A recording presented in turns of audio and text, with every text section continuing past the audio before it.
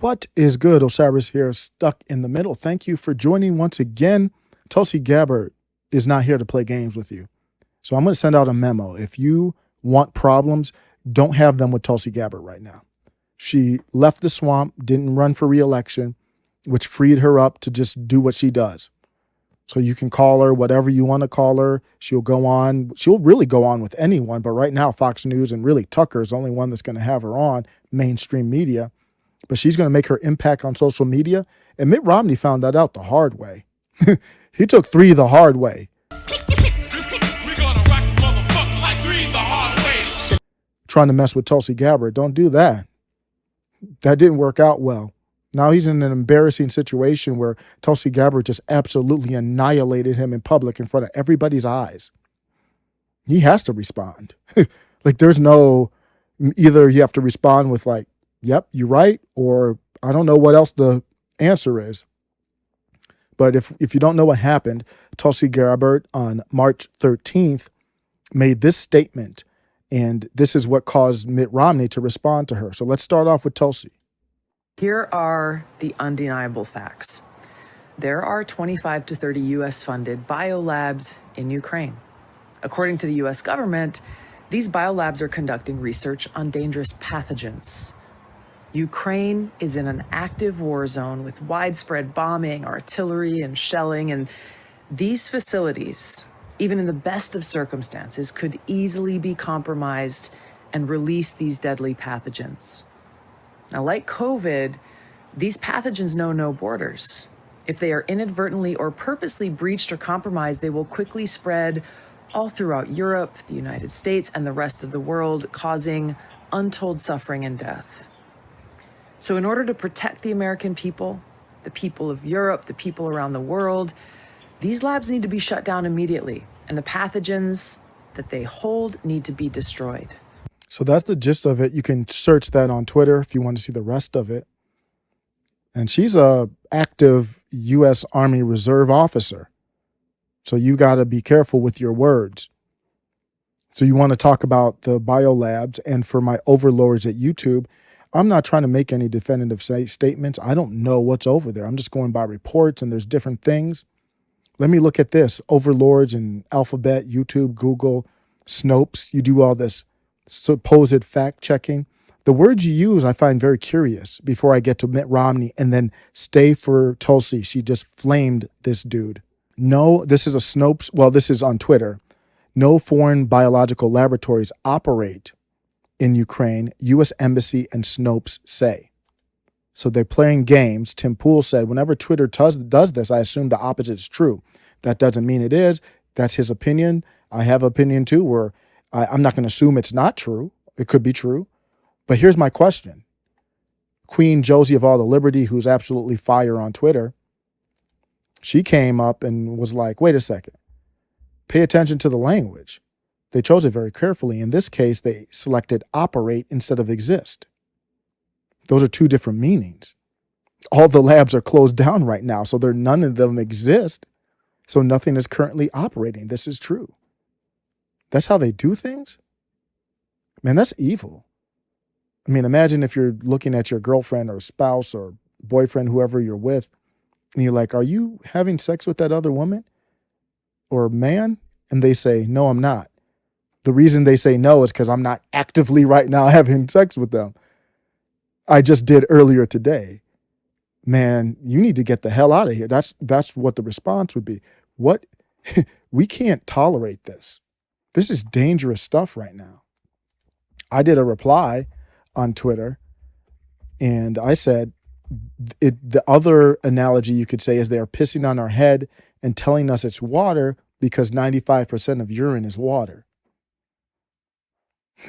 That's not a tenable situation to have fact checks like this. So YouTube and them, I'm not making a definitive statement. There's enough here for me to ask questions. I don't know what's going on. And I have enough here as well to say, Mitt Romney, don't you dare question Tulsi in that manner with no facts, calling her treasonous. With what proof?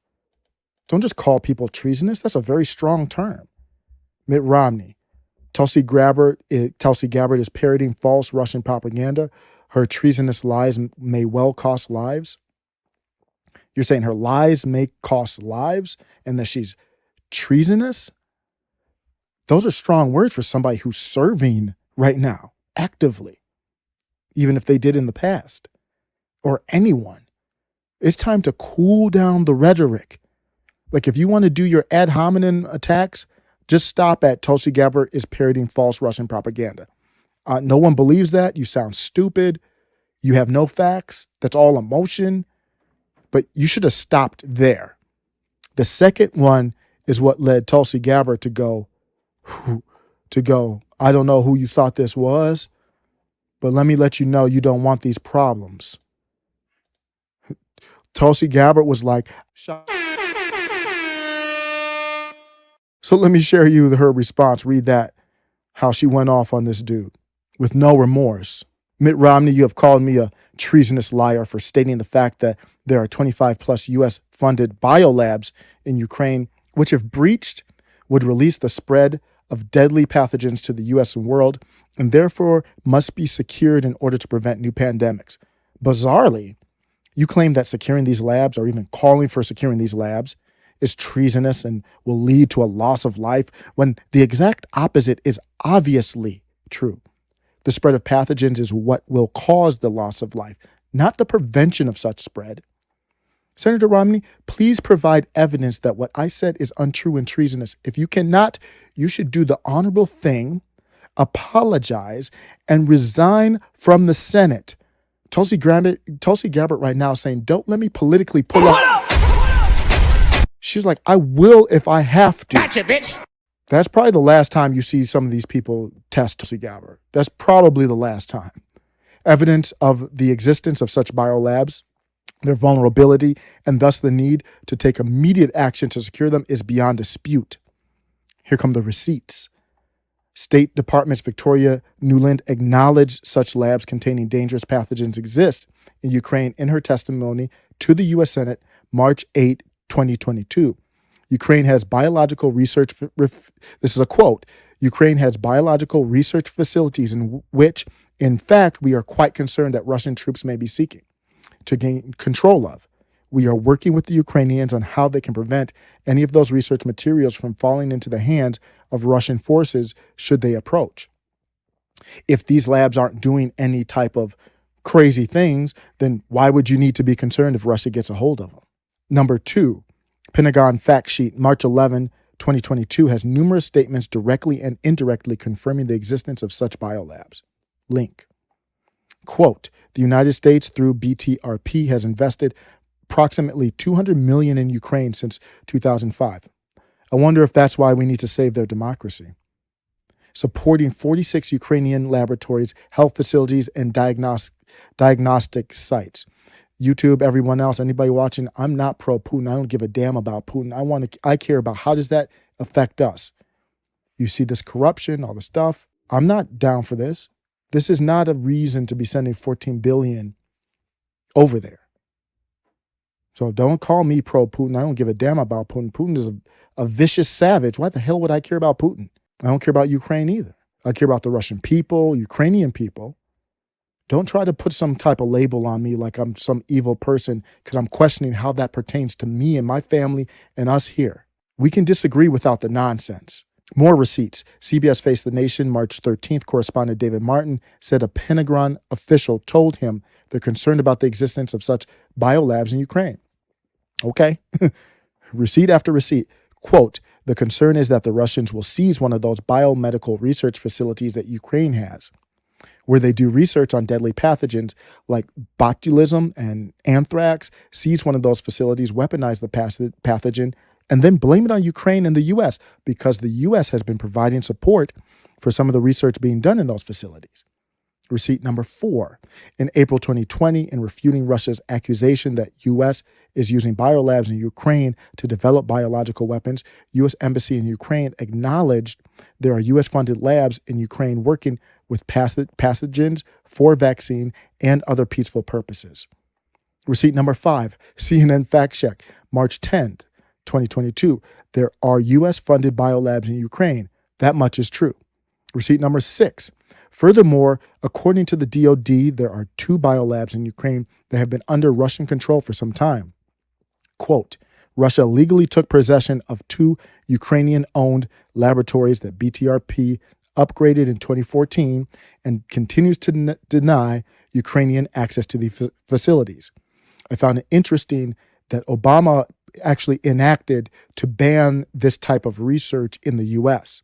Then we saw potentially, allegedly, that it was done overseas in that CCP, funded through taxpayer dollars, allegedly. No confirmation, but that's what we want to find out. So they went around it with who? Dr. Beagle. Where have you seen him lately? Anybody know where?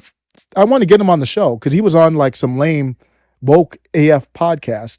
So I was like, I guess any YouTuber can get him now, huh? Or is he in the witness protection program? That Dr. Beagle boy, I haven't seen him in a minute. So that happened here. Of course, if that happened in Ukraine, of course he would know. He's the highest paid official. He knows all about all this stuff. So that was under Obama. So I didn't see any connection that Obama knew about potentially Wuhan. But what about this? I don't know. Just questions. So let me wrap it up like this. So Senator Romney, you have a choice. Out of pride, continue. This is fire right here. She's coming for his soul, political soul. You know, like Scorpion was like, come here. Tulsi's like, come here. Politically, that's what's happening here. She said you have a choice out of pride. Man, this is like, you can't let this go, man. Like you can't, like nobody, like if somebody came for me like this on Twitter, I mean, if they're right, I will say, you know what? You're right. I do that all the time in the comments. I'm like, good point. I have no comment back on it. But I'm going to acknowledge I saw it. I saw you come for my pride. I still have my pride, but you have a point. I mean, you have to respond to this. She talked about his pride. She came with the receipts. You're a current senator. And all you had was ad hominem. Where's your pride, sir? Tulsi's coming for your soul. Even Nancy Pelosi's probably laughing at your ass right now. I guarantee Nancy Pelosi, in all honesty, in a private room in her office, read what Tulsi wrote and was like, man, I could have told Mitt, don't come for her. Yeah, don't come for her. She's the wrong.